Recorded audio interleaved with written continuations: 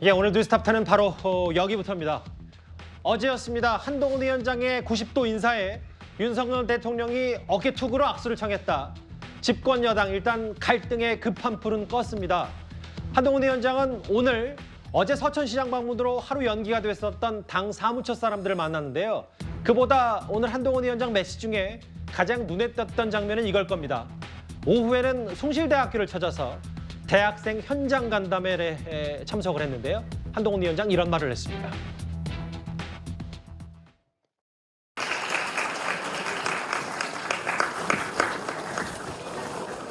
대학생의 미래.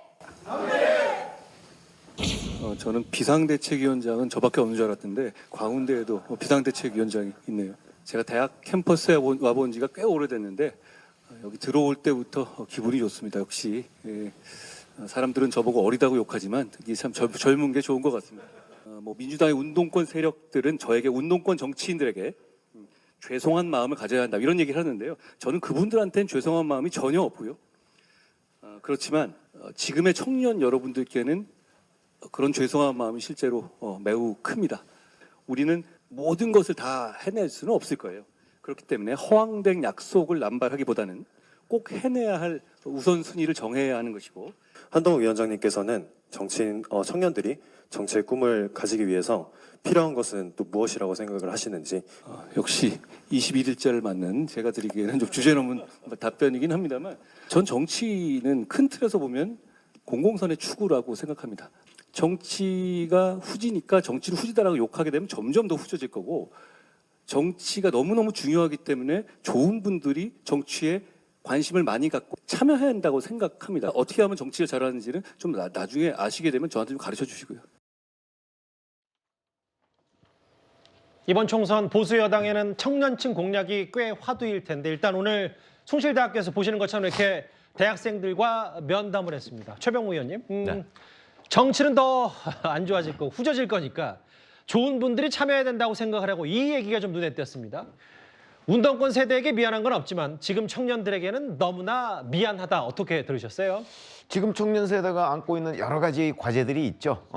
취업난, 그다음에 예를 들어서 저출산, 이것도 사실 청년 세대들과 관련된 문제고요. 그게 이제 저희들이 이제 저하고도 또 한동훈 비대위원장하고 그 차이가 있습니다만은 저희들이 한참 대학 생활을 하고 졸업할 때 이때는 사실 취직 걱정은 웬만하면 안 했거든요. 예. 아마 한동훈 비대위원장이 지금 그걸 얘기하는 것 같아요. 근데 지금은 취업 걱정해야지 기타 등등 여러 가지 문제 다 지금 복합적인 어려움이다 이런 얘기를 하고 있으니까 한동훈 비대위원장이 이제 그 부분에 관해서 미안함을 얘기하면서 또 민주당 이재명 대표의 민주당과 차별화를 시도한 거죠. 운동권 정지 청산 이런 얘기를 하지 않았습니까? 맞아요. 그런데 이제 그에 대해서 정청래 최고위원이 사실은 미안해야 한다 이런 부분에 관해서 이제 서로 공방을 주고 받았습니다만은 청년 세대들에 대한 어떤 약속 이런 거 꿈 이런 거를 얘기하면서 민주당을 또 한번 저격했다 이렇게 보는 게 정확한 평가일 것으로 보입니다. 아까 이제 폴더 인사에 가까운 어제도 윤 대통령에게 여러 인사 때문에 야당에서는 굴복한 거 아니냐 비판도 있었는데 한동훈 위원장 저렇게 차분하게 좀 더 정중하고 고개를 더 많이 숙이는 듯한 모습으로 대학생들에게도 직접 저렇게 손을 건네면서 악수를 나누는 모습도 인상적입니다. 운동권 세대에게는 미안할 게 없다. 부채식이 없다. 다만 여기 보면 지금의 청년들에게는 너무나 미안하다. 다음 화면을 보겠습니다. 서정욱 변호사님, 최근이었죠. 사실은 임종석 전 실장이 한동훈 위원장 겨냥해서 아니 본인 영다리에서 고시 공부한 사람이 운동권에 컴플렉스 있는 거 아니냐. 계속 운동권을 청산을 비판하니까. 청산을 외치니까. 본인은 80년 광주항 때도 유치원 다녔고 누구에게 미안해야 되냐. 앞으로 나아갈 길 보수 여당 운동권 청산도 하지만 청년들에게 기회를 주겠다. 이런저런 정책 메시지도 한동훈 위원장이 있는 것 같아요. 한동훈 위원장은 이제 유치원생이니까 특별하게 더 미안할 게 없지만 그게 아니고 이제 대학생이라 하더라도 그럼 이게 대학생은 전부 이게 대모하고 운동권만 해야 됩니까? 예를 들어 이제 언론사 시험 준비하거나 의사 시험 준비하거나 또는 이제 법 쪽에 고시 준비하면 전부 이게 미안해야 됩니까? 전부 다 이게 다양한 분야에서 나라를 위해 기여할 수 있는 다양한 길이 있는데 데모 안 했다 해서 무조건 미안해야 된다. 이 사고가 저는 잘못됐고요. 그러니까 송영길 전 대표나 임종석 전 실장에 대한 주장이 잘못됐다 이 말씀하시는 거죠? 그렇죠. 예. 그다음에 두 번째, 이분들 이미 충분한 보상을 받았잖아요. 예. 그래서 데모에서 국회의원도 하고 임종석 대통령 비서실장까지 충분하게 한 번 쓴 영수증을 계속 끌고서 386, 486, 586 지금 이게 60대가 될 때까지 그만큼 이게 보상을 받았으면 됐지. 지금도 이게 그걸 경력이라고 계속 이게 과시하는 거 이게 두 번째 문제고요. 마지막으로 이제 모든 시대는 그러니까 시대 정신이 있는 거예요. 예. 물론 이제 엄혹한 뭐 독재 시대 때 민주화가 시대 과제일 때도 있었죠. 지금은 이게 그런 시대 아니잖아요. 이미 상당히 제도적으로 많이 이게 우리나라 민주주의가 이미 제도적으로는 거의 완성된 이런 시점에서 이게 지금 운동권이 시대 정신은 아니지 않습니까? 예. 이 선진화 시대에 따라서 저는 그 옛날에 386 운동권의 시대 과제는 이미 끝났다. 그래서 청산론이 나오는 겁니다. 저렇게 이제 대학생들과 청년 공약 노트라고 써여 있던 것 같은데 대학생 공약 노트. 국민의힘이 나아갈 길은 청년이다 이걸 좀 방점을 찍으면서 보니까 숭실대라서 저쪽 이제 지역구 준비를 하고 있는 나경원 전 의원의 모습도 잠깐 눈에 띄었고요. 본인은 운동권에는 미안하지 않다, 미안한 마음이 없다. 다만 청년들에게는 너무 죄송한 마음을 갖고 있다. 사실 한동훈 위원장이 법무부 장관 시절에 청년들을 만난 적이 있습니다. 본인의 인지도를 확인했던 바로 이 장면입니다. 반갑습니다. 네, 그 장관님이 모르시겠지만 저는 정말 큰 팬입니다. 그 며칠 전에 그 대구에서 기차를 놓치신 거 보고 정말 대단하시다고 생각했습니다. 오늘은 기차 이제 없으니까 저랑 혹시 나중에 사진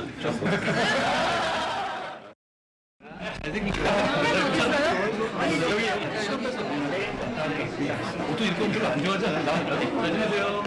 가다가 튀김 소보로 사먹었는데 여기 튀김 소보로는 근데 거기 기차역에서만 파나? 고맙습니다. 지금 지점이 그래도 몇 개 있는 걸로 알고 간단 하나 나는데 그렇게 장관 시절에 대전엔 카이스트를 찾아서 여러 대학생들과 소통을 나눴던 장면도 좀 눈에 띄었고요. 오늘은 숭실대를 가서 대학생들과 이런저런 대화를 좀 나눴습니다. 박원석 의원님. 네. 사실 청년들은 정치 뉴스를 접하는 게 이제 온라인, 인터넷, 유튜브 이런 것들이 많은데 오늘 나온 얘기를 좀 보니까 구글 트렌드 검색량 물론 이 대통령과의 정면 충돌을 한동훈 위원장이 스스로 원한 건 아니었어도 이번 갈등 이후에 한동훈 위원장의 검색량이 좀 늘어났다. 이런 부분들을 좀 어떻게 평가할 수 있을까요? 뭐 단연 화제성 이슈가 된 거죠. 안 그래도 뭐 한동훈 비대위원장은 관심을 굉장히 많이 받는 인물이고 저 구글 트렌드 검색에서 상위권에 있는 분이지만 특히 이제 지난 주말 그 사이에 터진 그런 대통령실과의 정면 충돌로 인해서 굉장히 큰 화제가 됐고 이게 이제 불씨가 아직 꺼지지는 않았는데 한동훈 장관이 법무부 장관이 아니라 그야말로 정치인 한동훈으로 대중들의 이 시야에 들어오게 된 첫 번째 계기가 아니었을까 싶고요. 한동훈 장관에게 많은 그 이 당 안팎에서 주문의 목소리가 한동훈 장관이 넘어야 될 가장 큰 과제가 결국에는 당정 관계다, 대통령과의 관계다.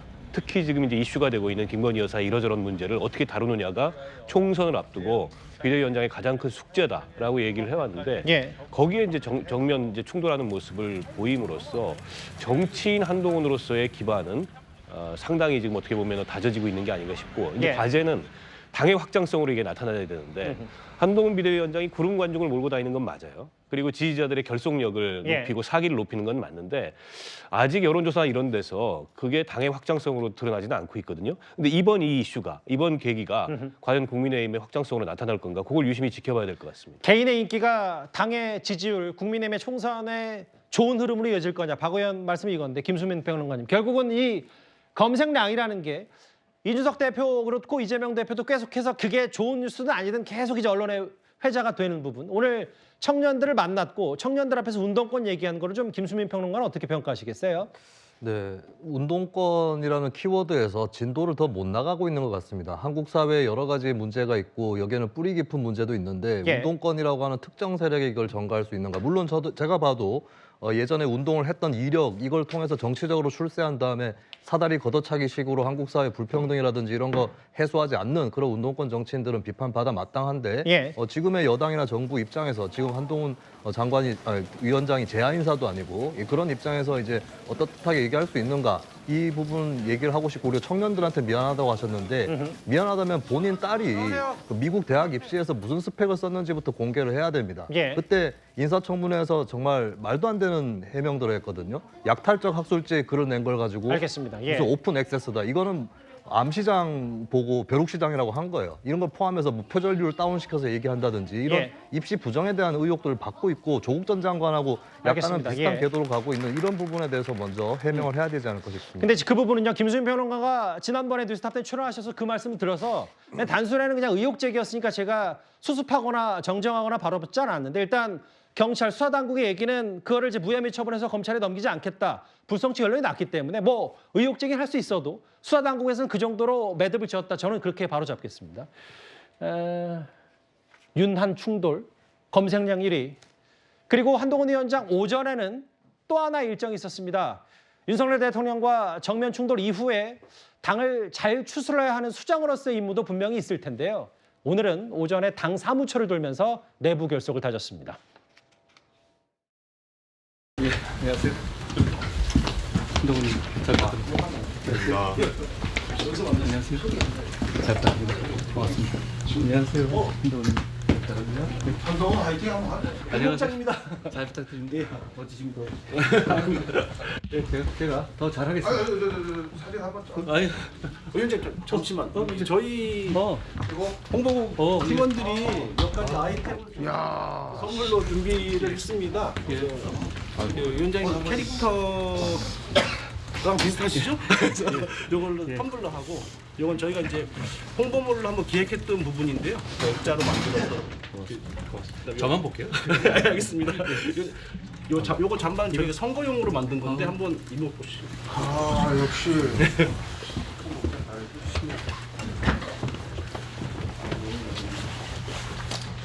이거 나지 뭐 지금 20일이 됐는데 처음 줬어요 빨간 장. 뭐 내일부터 입으시는 게 어떨까 싶습니다. 비대 1위 때. 지금부터 그건 아니겠어요. 알겠습니다. 고맙습니다. 진짜 주는 거예요? 나는 공무원이 아니니까 받아야 되는 거 아니에요? 고맙습니다. 고맙습니다. 제가 더 잘하겠습니다. 고맙습니다. 요 액자도 가져가셔야 되는데요, 위원장님. 저희가 저 주식해 준 거예요? 예. 그리고 제가 하나 더 미션이 있어서 저희 와이프가 경호처를 퇴사하고 귀촌을 준비하고 있습니다. 예. 작년에 직접 지은 들깨로 짠 들기름입니다. 이름이 뭐죠? 회사 이름이? 회사 이름 없습니다 아직. 아직? 네. 그래서 저희가 농사 지은 걸로 직접 짠 들기름인데 위원장이 꼭 드리고 싶다고. 잘 드실 것 같습니다. 네. 자, 안부 전해 주시고요. 알겠습니다. 고맙습니다. 다들 건강하시고요. 4월 10일 날 꼭 이겨봅시다. 네. 고맙습니다. 한동훈 화이팅! 고맙습니다.